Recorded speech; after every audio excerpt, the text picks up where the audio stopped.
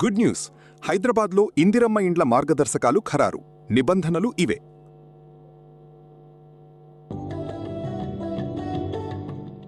తెలంగాణ రాష్ట్రంలో కోట్లాది మంది పేదలకు ప్రతి పేదవాడికి ఇందిరమ్మ ఇల్లు ఇవ్వాలి.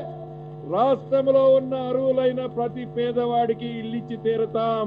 ఇల్లు లేని అల్పాదాయ వర్గాల కుటుంబాలకు సొంతింటి కలను సాకారం చేసే దిశగా తెలంగాణ ప్రభుత్వం ప్రతిష్టాత్మకంగా చేపట్టిన కార్యక్రమం ఇందిరమ్మ ఇండ్లు. ఈరోజు హైదరాబాద్లోని క్యూర్ ఏరియాలో 1,00,000 గృహాల నిర్మాణానికి శ్రీకారం చుడుతోంది తెలంగాణ ప్రభుత్వం.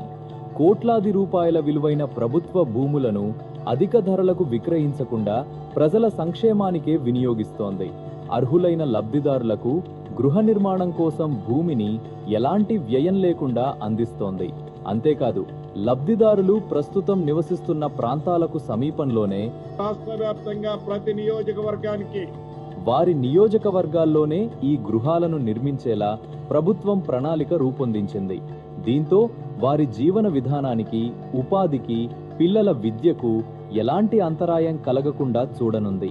ఈ కార్యక్రమంలో తొలి దశగా దాదాపు 12,000 ఇళ్ల నిర్మాణాన్ని చేపట్టనుంది తెలంగాణ ప్రభుత్వం. ఆధునిక నిర్మాణ సాంకేతికతలను, షియర్ వాల్ టెక్నాలజీ వంటి వినూత్న పద్ధతులను ఉపయోగిస్తూ కేవలం ఏడాది కాలంలోనే ఈ గృహాలను పూర్తి చేసే దిశగా ప్రభుత్వం వేగంగా ముందుకు సాగుతోంది. ఇప్పుడు తూర్పు ద్వారం, పడమర ద్వారం కలిగిన గృహ నమూనాలను పరిశీలిద్దాం. సహజ గాలి, సహజ వెలుతురు, కుటుంబ అవసరాలు, నాణ్యత, సౌకర్యం వీటన్నింటికీ ప్రాధాన్యతనిస్తూ ప్రతి గృహ నమూనాను రూపొందించారు.